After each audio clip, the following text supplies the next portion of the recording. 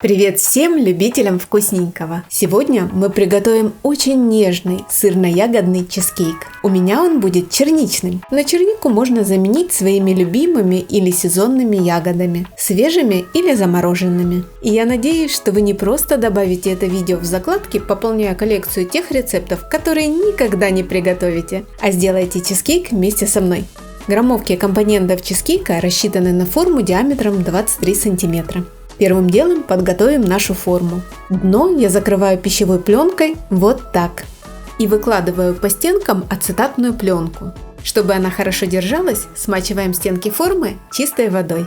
Тогда пленка прилипает к ней и не отпадает. Форму ставим на досточку, чтобы потом торт было проще перемещать в холодильник. Первый слой будет из печенья Орео. У меня оно сразу в виде крошки, без крема, потому что так выходит дешевле. Но можно взять целое печенье и убрать из него крем, либо же взять любое другое шоколадное печенье. Перемалываем 220 грамм печенья в блендере до состояния мелкой крошки. Если блендера нет, то помещаем печенье в пакет и раскатываем скалкой до такого же состояния. Выливаем в крошку 100 грамм растопленного сливочного масла.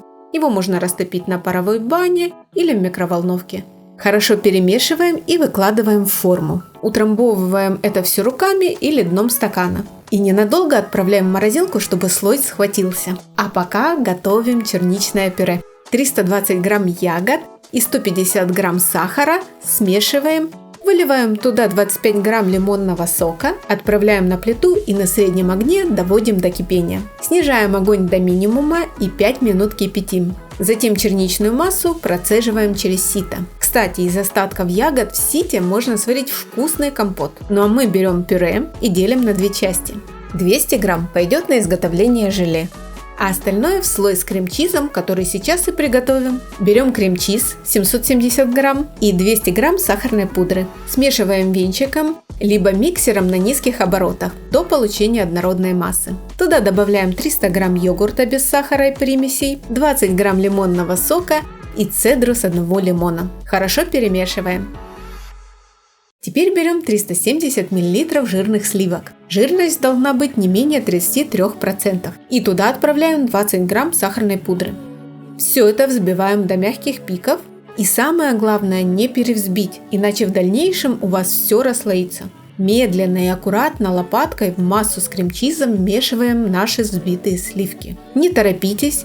Делайте это аккуратно, без резких движений. Заранее замоченные 25 грамм желатина в пропорции 1 к 5, то есть в 125 мл воды, мы отправляем в микроволновку на 10-15 секунд, чтобы все растопилось. Главное, чтобы желатин не закипел. Растопленный желатин вливаем в массу крем-чиза и сливок и перемешиваем. Если у вас что-то пошло не так и в массе появились комочки, не волнуйтесь. Готовую массу можно протереть через сито до однородности. Откладываем 580 грамм смеси. Это у нас будет верхний слой. В оставшуюся массу вмешиваем 245 грамм черники до получения вот такого красивого равномерного оттенка. Не забудьте предварительно охладить пюре до комнатной температуры. И затем выливаем на слой из Орео. Отправляем в морозилку на 35-40 минут, чтобы слой застыл. Наш третий слой будет из черничного желе. В оставшееся черничное пюре вливаем 180 мл воды.